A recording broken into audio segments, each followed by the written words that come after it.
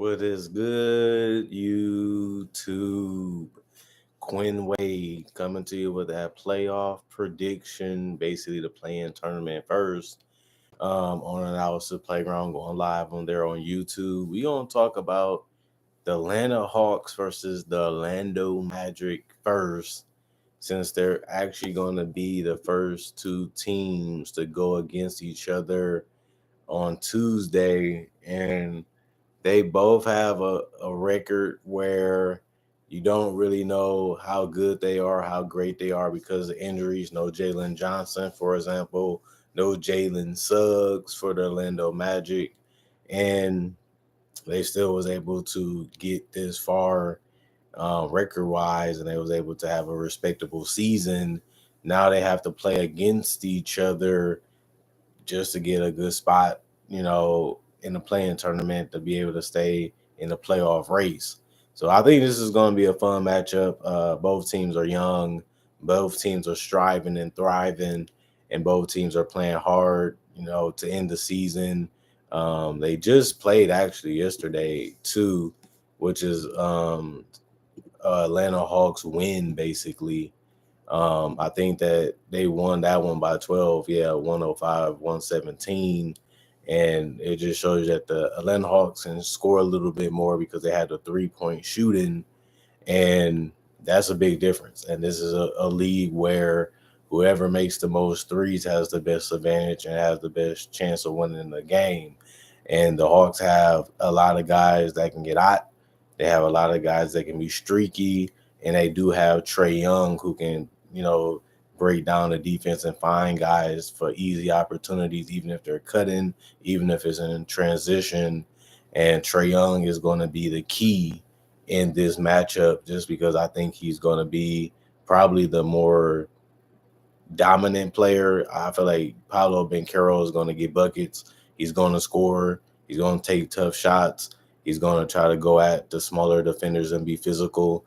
That's what his game is. That's what he does. I think it's going to work to a certain extent. They got a Kongwu. They have, big bodies that they can throw at Paulo. They have some ability to make trouble for Franz Wagner too, because he's not the greatest shooter, but he is a guy that can make close range shots. He is a guy that can handle the ball and make plays for himself and for teammates. You can say that a little bit of that for Paulo too. But the Hawks guys know where to be at on the court. They know how to play their offense. They know how to keep the floor spaced out. They know how to play in pick and roll. So they have simpler plays that they can do. They have smaller things that can be fundamentally changing in this series that can give them the edge and give them the ability to have, a good matchup against the Magic, because the Magic biggest weakness is not really being able to score enough points to beat anybody. And the Magic did have the better record by one game, but I feel like the Atlanta Hawks just has a better matchup against the Magic, and that's all that really matters at the end of the day is who can come out there and play the best basketball, who can come out there and execute the most plays and make it tougher on the opponent. And I think the Hawks have that ability with the switchability, the length, the size, the speed, the quickness, and athleticism, and the different things they can throw at the Magic best players. Now, the Magic aren't going to be easy. They're very tall. They can, handle the ball. They can make some big plays and some big shots. They do have a defense that can be stifling still to this day, and I think that that's going to be their advantage, is just to make sure every possession is going to be a grind. You're going to have to think before you even make a play. You're going to have to play very smart, which I think, is something that the Atlanta Hawks can do, but it's something that they will have to do if they want to win this game. And, you know, that's the thing about the playing tournament. If you get it right once, you lock in your spot and you don't have to sweat no more.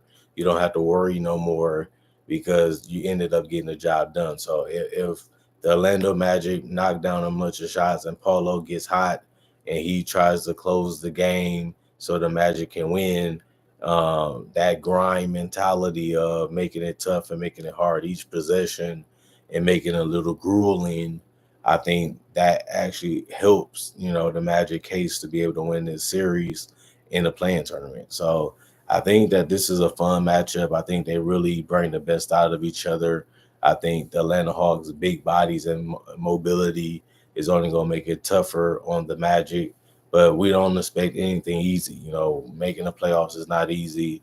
Winning in the playoffs is not easy. So it's going to be a great development thing for a lot of these young players to get some intense, tough games that they feel pressure to win, and they actually competing for something and trying to win something.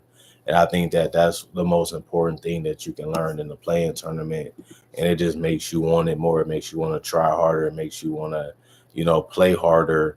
And that actually benefits a team like the Orlando Magic, because that's just their style in general. But the Magic is coming off that one loss, and the Atlanta Hawks is riding high on a 3-game winning streak coming into this series in the playing tournament. So, I think that 1 day of rest and that 1 day of a strategy with Quinn Snyder, who is one of the best preparation coaches and one of the best X and O coaches, in my opinion, and he knows exactly what they're trying to do each and every possession coming into this playing, game. And I think that that's going to make things very interesting to see how he wants to attack the Orlando Magic throughout the entire game. We got a glimpse of that yesterday, like I said before, but it's just a different type of game, compared to this one. It has higher stakes, it has bigger meanings. Paulo is a very confident player. Franz is a player that's tough to stop, and they do have guys that we just don't know what they're going to do, like the Tristan da Silvas and guys of that nature. And they have it. They do have some guys like Wendell Carter too, that's going to have to come in and rebound and space the floor and also finish strong in that paint. I think that the Atlanta Hawks have some difference makers in Karis LeVert. He's a guy that can come and play a little bit if he's going to be healthy. We don't really know. They're saying that he's going to be out. We don't know if that's true, because it can change in a day. I like the fact that they also have Dyson Daniels, that he's going to be very, very needed to play in those high stake games, because he's a guy that can be a klepto and he can also score. They're going to need him to be able to get in double figures in this game, which he has been able to do this entire season. And he's just been trouble for other guys to be able to score. And Georges Niang, I think he's a guy that can shoot and be a big X factor for them, because his scoring ability, his floor spacing ability can make things very tough if you're trying to guard Trae Young or trying to stop him or slow him down. These guys, even the Yeka and Conwu, being able to hit the three, roll to the basket, and stay in a dunker spot sometimes can make things tough too. But, Corey Joseph has been a good addition to that starter lineup, being able to space the floor and knock down threes also. They have a couple guys that are missing for the rest of the season. So Maurice Wagner and Jalen Suggs are big for them, and they're not going to be coming back for this game. And I think that that's going to make things harder for the Magic, because they're already struggling to score points in general, and now they don't have two of their best players like they have seen for the end of this season. And the rest of the year they ended up following, but they still was able to win enough games to beat 500. So, the Magic going to make things scrappy. Let's make it ugly. Let's muck things up. Let's put the Atlanta Hawks through the mud. Let's put them through the ringer and see if they can handle that. And if they can, to let the best team win the game. And that's how it's going to go anyway. But it's going to be tough to see the Magic not trying to grab and pull and tug their way to victory like they have shown that they can do. And Atlanta Hawks just got to be prepared for a rock fight. just that easy, because they can be a streaky team. And if you're going to be streaky, the Orlando Magic is going to be able to, get the rebounds and get the turnovers and get transition. And then they're going to give the game to their best players to get to the free throw line.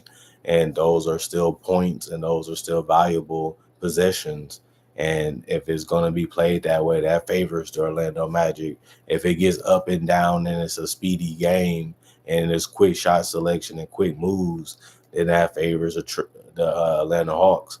And I think that that's something that they is going to try to do. Let's not slow it down. Let's not play, a slow tempo game.